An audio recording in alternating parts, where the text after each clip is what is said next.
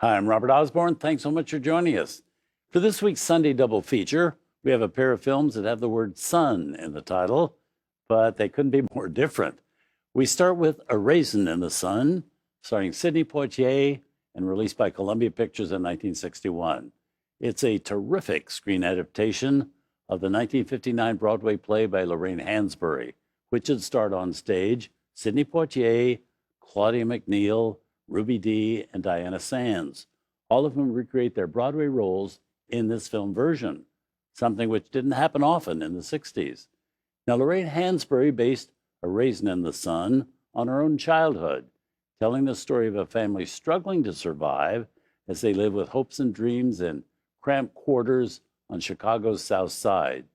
And it's about how everything changes when the family matriarch, played by Claudia McNeil, receives an insurance check for $10,000 after her husband's death. Well, that starts a struggle within the family as to how that money should be spent. It's an extremely powerful story, and as a play, it was groundbreaking in many ways.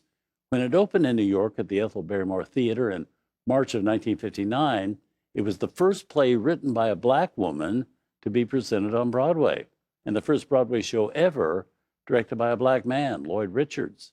And when this film adaptation was made 2 years later, it was one of the rare Hollywood films to feature a primarily African-American cast.